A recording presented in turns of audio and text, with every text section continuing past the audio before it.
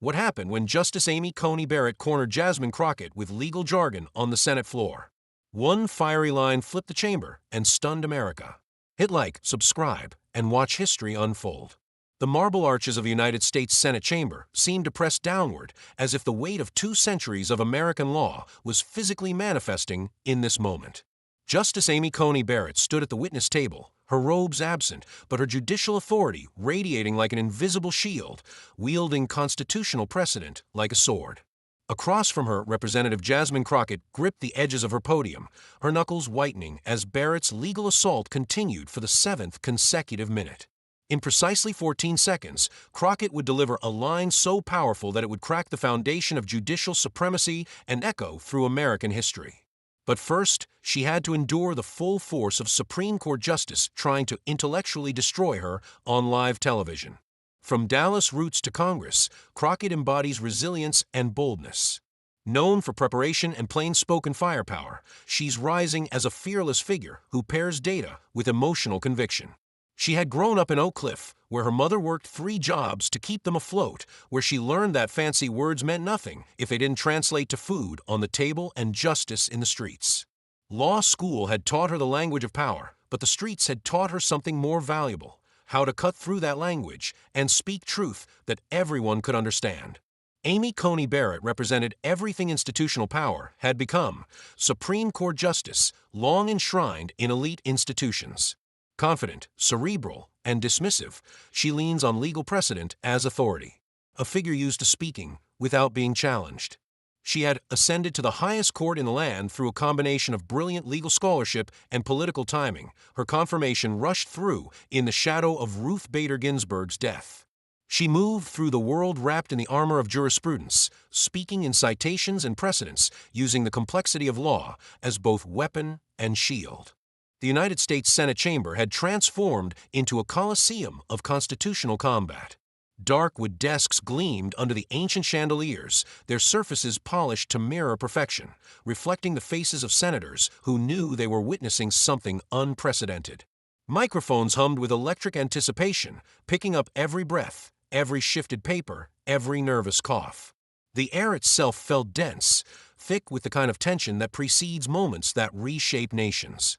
Activists packed the galleries above, their faces pressed against the barriers, phones raised despite security warnings, live streaming to millions who couldn't be there but needed to witness this. Media cameras from CNN, C-SPAN, MSNBC, Fox News, and a dozen international outlets created a semicircle of red recording lights, each one a portal to households across America where families had stopped dinner, stopped homework, stopped everything to watch this collision of power and principle. The stakes transcended typical political theater. This was about the soul of American democracy. Reproductive rights hung in the balance after Dobbs. Voting rights teetered on the edge after Shelby County. Affirmative action lay in ruins after students for fair admissions. Every decision Barrett had participated in had stripped away rights that generations had fought to secure. The national culture wars had found their epicenter in this chamber, where generational freedoms would either be defended or surrendered.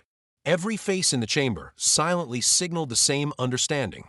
History waits for no one, and it was waiting here now, in this room. The confrontation had begun with Barrett's appearance before the Senate Judiciary Committee, ostensibly to discuss judicial ethics and Supreme Court transparency. But everyone knew the real reason she was there: to answer for decisions that had fundamentally altered American society. Crockett, as one of the committee's fiercest questioners, had been preparing for weeks, studying every opinion Barrett had written, every dissent, every footnote. Barrett had arrived with the confidence of someone who believed legal expertise made her untouchable. She began her testimony with a lecture on constitutional interpretation, speaking in the kind of dense legal language that was designed to intimidate rather than illuminate. The Constitution must be understood through its original public meaning, she intoned, her voice carrying the authority of someone used to having the final word. Precedent, while important, cannot override the original understanding of our founding document. When Crockett's turn to question arrived, Barrett was ready with condescension disguised as education. Representative Crockett, Barrett began before Crockett had even asked her first question. I understand you're not a constitutional scholar, so let me explain the concept of originalism in terms you might better understand. The insult was subtle but unmistakable. Several senators shifted uncomfortably. The dismissive laughs that slipped from some Republican senators made the insult land even harder. Here was a Supreme Court justice speaking to a congresswoman like she was a first-year law student who hadn't done the reading. Crockett began her questioning with measured calm, asking about the impact of Barrett's decisions on real people: women forced to carry non-viable pregnancies, voters disenfranchised by new restrictions, students denied opportunities that had lifted previous generations. But Barrett wrapped every response in constitutional jargon, using Latin phrases and case citations like a wall to prevent any real engagement. Stare decisis requires careful consideration, Barrett said, her tone professorial and dismissive. But as established in Janus v. Afsam, precedent alone cannot sustain a decision that was egregiously wrong from the start. The jurisprudential foundations must be examined through the lens of original public meaning, not contemporary desires. She continued, each sentence more dense with legal terminology than the last. The anti-canon of substantive due process has no basis in the Constitution's text, history, or structure. The Glucksberg framework requires careful examination of our nation's history and tradition. The major questions doctrine demands clear congressional authorization. These aren't just precedents, Representative. They're the architecture of constitutional interpretation. The imbalance in the room was palpable. Here was a Supreme Court justice using the full weight of legal education to intellectually bludgeon a congresswoman. Some senators leaned back in their chairs, perhaps enjoying the show, perhaps uncomfortable with its implications. The tension swelled like a tide, threatening to drown everyone in its path. Crockett listened, her face impassive, but those watching closely could see her taking notes, not of Barrett's words, but of something else.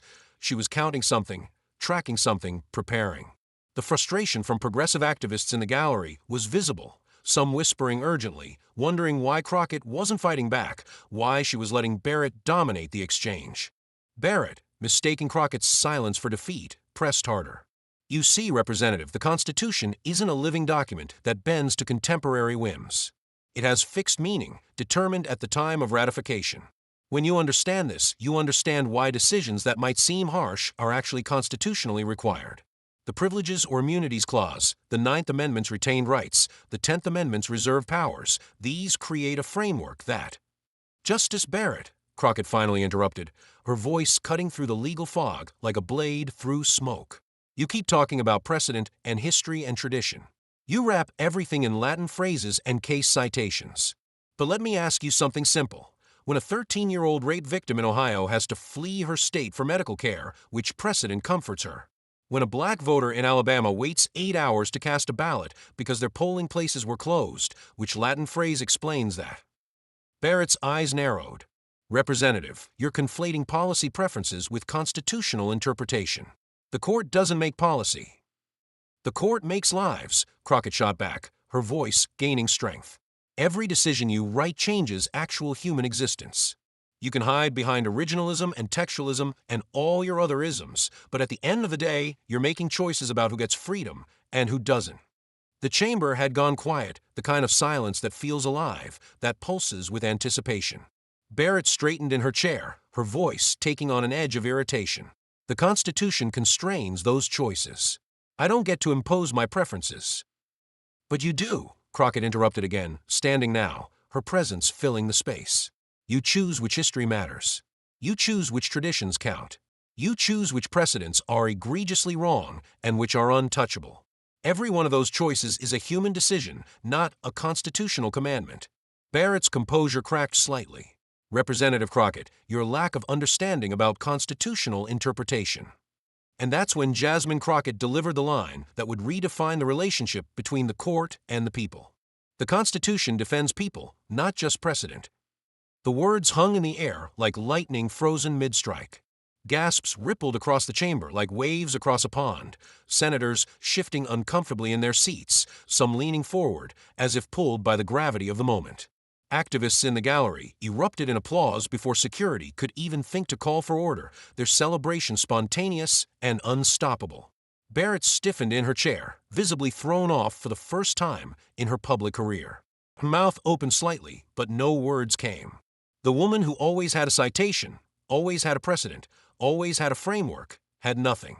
The simplicity of Crockett's statement had cut through years of legal education, decades of jurisprudence, centuries of tradition, and laid bare the fundamental question: what was law for if not for people? The one-liner echoed through the chamber like thunder, bouncing off marble walls that had heard great speeches and terrible lies, but rarely such perfect moral clarity. Every camera in the room zoomed in, every microphone strained to catch what would come next, every person present understanding they had just witnessed something that would be quoted in history books. Crockett wasn't finished. Now that she had cracked Barrett's armor, she pressed forward with the precision of someone who had been waiting for this moment. You cite Glucksberg when denying reproductive rights, but ignore it when expanding gun rights. You invoke originalism when it strips rights from minorities, but abandon it when it would limit corporate power. You're not interpreting the Constitution, Justice Barrett. You're weaponizing it. She pulled out a folder, thick with documents. Let's talk about your precedents. Plessy versus Ferguson was precedent for 58 years. Korematsu was precedent. Buck versus Bell, which allowed forced sterilization, is still technically precedent. Were those decisions defending the Constitution, or were they defending power structures that used the Constitution as cover? Barrett tried to respond, her voice uncertain for the first time. Those cases were wrongly decided because they violated clear constitutional principles. Which principles? Crockett pressed. The same Constitution that counted black people as 3/5 of a person? The same Constitution that didn't let women vote? The same Constitution that you say has fixed meaning? Or are you admitting that the Constitution's meaning evolves as our understanding of human dignity evolves? The chamber had transformed. What had begun as Barrett lecturing Crockett had become Crockett educating Barrett and America on the difference between law as an abstract concept and law as it affects human lives. The respect in the room had shifted completely. Senators who had been dismissive were now taking notes. Reporters were tweeting frantically, trying to capture the reversal they were witnessing. Your originalism is selective, Crockett continued, her voice now carrying the authority that Barrett's had lost. You pick and choose which original meanings matter. The 14th Amendment's original meaning included birthright citizenship, but you question that. The Second Amendment's original meaning involved muskets and militias, but you extend it to assault weapons. You're not following the Constitution's original meaning. You're following your own preferences and calling them constitutional. Barrett attempted to regain control. Representative, you're oversimplifying complex jurisprudential questions. I'm simplifying them to their human cost, Crockett responded immediately. Every complex jurisprudential question you decide affects real people. When you overturn Roe, real women die. When you gut the Voting Rights Act, real citizens lose their voice. When you expand qualified immunity, real victims lose justice. You can wrap it in all the Latin you want, but those are the facts. She moved closer to the witness table, her presence commanding the entire chamber. You want to talk about tradition? Let's talk about America's tradition of expanding freedom, not contracting it. Let's talk about our tradition of becoming more inclusive, not less. Let's talk about our tradition of admitting when we were wrong and doing better. That's the American tradition worth preserving. The applause from the gallery was immediate and sustained, so loud that the sergeant-at-arms gave up trying to quiet it. Even some senators were clapping, abandoning the pretense of neutrality. Barrett sat frozen, her carefully constructed intellectual superiority shattered by simple moral clarity. Within seconds of the exchange, #DefendPeopleNotPrecedent exploded across social media platforms, trending worldwide faster than any political hashtag in recent memory. The phrase transcended partisan boundaries. Constitutional scholars, activists, ordinary citizens all recognized the profound truth in those 5 words. It was immediately adopted by movements fighting for reproductive rights, voting rights, civil rights, becoming a rallying cry that united previously disparate causes. TikTok creators worked at extraordinary speed, pairing Crockett's knockout line with booming soundtracks that made it feel like the climactic moment in a movie about democracy. One video showed Barrett's increasingly flustered attempts to use legal jargon, each one met with Crockett's simple questions about human impact, culminating in the devastating final line. It received 20 million views in its first day. The memes were instantaneous and brutal. One showed Barrett labeled the precedent as a dusty old book, while Crockett was labeled the people as a diverse crowd breaking free from chains. Another depicted Barrett drowning in a sea of Latin phrases while Crockett stood on solid ground labeled common sense. The image of Barrett's stunned face after Crockett's line became the new standard for expressing complete intellectual defeat. Twitter became a battlefield of legal analysis and philosophical debate. She just dismantled originalism in 8 words, one constitutional scholar tweeted. This is what happens when theory meets reality. Even conservative commentators struggled to defend Barrett, with one admitting Crockett has a point about selective originalism. The court needs to grapple with this critique. Instagram Reels replayed Barrett's pause after the line, her mouth opening and closing without sound, juxtaposed against cheering activists. The visual of a Supreme Court justice being rendered speechless by a congresswoman became iconic, shared millions of times with captions about speaking truth to power. YouTube clips of the full exchange became required viewing, with reaction videos from legal experts reaching millions of views as they broke down how Crockett had systematically dismantled Barrett's judicial philosophy. News networks struggled to capture the significance of what had occurred. CNN's legal analysts spent hours discussing the implications of Crockett's critique. She didn't just challenge a decision, one expert noted, she challenged an entire framework of contemporary conservative jurisprudence. MSNBC called it the day the Supreme Court met its match. Even Fox News had to acknowledge the effectiveness of Crockett's argument, though they tried to frame it as an attack on judicial independence. Late-night comedians had material for weeks. Stephen Colbert opened with, Amy Coney Barrett brought a law degree to a humanity fight and lost. Trevor Noah created an entire segment called Precedent Versus People, examining how Crockett had exposed the hollowness of hiding behind legal terminology. Saturday Night Live's Cold Open featured the confrontation, with the actress playing Crockett delivering the line to thunderous studio applause. The phrase, "The Constitution defends people, not just precedent," appeared on protest signs within hours. Law students began wearing it on T-shirts. It was quoted in legal briefs, cited in congressional speeches, and painted on walls. It became more than just a viral moment. It became a philosophy, a lens through which to examine every judicial decision. For Amy Coney Barrett, the confrontation was professionally devastating. Her carefully cultivated image as a brilliant legal mind had been shattered by someone speaking plain truth. Legal conferences that had eagerly sought her participation suddenly found scheduling conflicts. Law schools that had planned to honor her quietly canceled events. Her opinions, once treated as intellectual exercises, were now scrutinized for their human impact. Within her own court, the dynamics shifted. Other justices, even conservative ones, began distancing themselves from her more extreme positions. The phrase people, not just precedent, appeared in dissenting opinions, a not-so-subtle reference to the confrontation. Barrett found herself increasingly isolated, her influence waning as the court grappled with its legitimacy crisis. She attempted to respond through written opinions and speeches at friendly venues, arguing that Crockett had misunderstood the role of the judiciary. But every defense felt hollow after the simplicity of Crockett's critique. The more Barrett tried to explain her position, the more she seemed to prove Crockett's point, that she cared more about abstract theory than human impact. For Jasmine Crockett, the confrontation was transformative. She went from being a respected but relatively unknown congresswoman to a national figure, the woman who had done what legal scholars and journalists couldn't. She had made the Supreme Court's extremism understandable to ordinary Americans. Speaking requests flooded her office. Publishers offered massive advances for books. Universities invited her to deliver lectures on democracy and justice.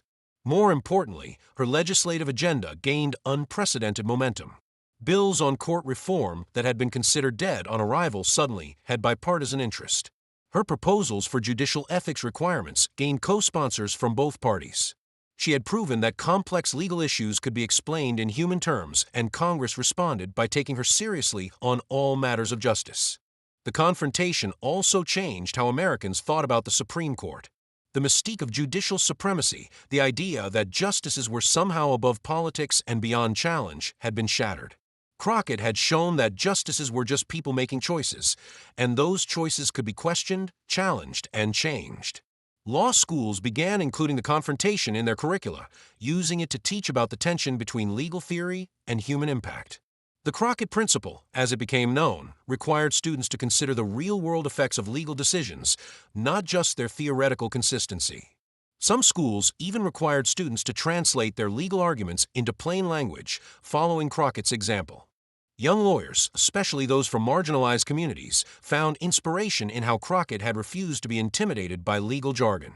They began challenging judges who hid behind complexity, demanding that law be explained in terms people could understand. Make it make sense for real people became a motto in public interest law firms. The long-term impact extended to the Supreme Court itself. Public confidence in the court, already at historic lows, plummeted further as Americans realized the justices were just politicians in robes. Demands for court reform, term limits, ethics rules, expansion gained mainstream support. The confrontation had stripped away the court's protective mythology, revealing it as just another political institution that needed democratic accountability. Political movements adopted Crockett's framework, evaluating every policy through the lens of human impact rather than abstract principle. Does it defend people? Became the question that mattered, not whether it aligned with some theoretical framework. This shift fundamentally changed American political discourse, moving it from abstract debates to concrete effects. Years later, historians would mark this confrontation as a turning point in American democracy. It was the moment when the people reclaimed the Constitution from those who would use it against them. The image of Crockett standing in the Senate chamber, speaking simple truth to complex power, became as iconic as any in American history. The phrase she spoke would be carved into monuments, quoted in Supreme Court dissents, and taught to children learning about democracy. It would remind future generations that law without humanity is just oppression with footnotes, that precedent without progress is just stagnation with citations, and that the Constitution's true power comes not from what it has meant, but from what it can mean. As one historian would later write, in 8 words, Jasmine Crockett did what thousands of law review articles couldn't. She made Americans understand that the Constitution belonged to them, not to the justices who interpreted it. She reminded us that we, the people, meant all the people, not just those with law degrees and lifetime appointments. The Senate chamber, which had witnessed great debates about slavery, civil rights, war, and peace, added another historic moment to its legacy. But this one was different. This wasn't about legislation or confirmation. This was about the fundamental question of whether American democracy served its people or its precedents. Jasmine Crockett had answered that question with moral clarity that cut through centuries of legal complexity. The Constitution defends people, not just precedent. 8 words that changed how America thought about law, justice, and power. 8 words that reminded everyone that democracy's strength came not from rigid adherence to the past, but from its capacity to grow, to learn, to become more just. 8 words that proved sometimes the most profound truths are the simplest ones, spoken by someone brave enough to say what everyone needs to hear. The confrontation had lasted only minutes, but its impact would last generations. In those few minutes, Jasmine Crockett had not just defeated Amy Coney Barrett in a debate. She had reframed the entire relationship between the American people and their highest court.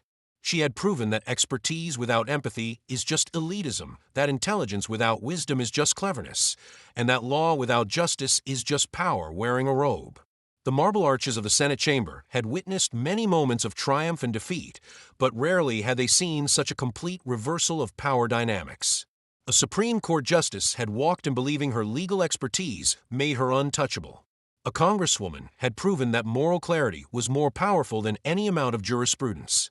And in that proof, American democracy had found its voice again, not in Latin phrases or ancient precedents, but in the simple truth that law exists to serve people, not the other way around.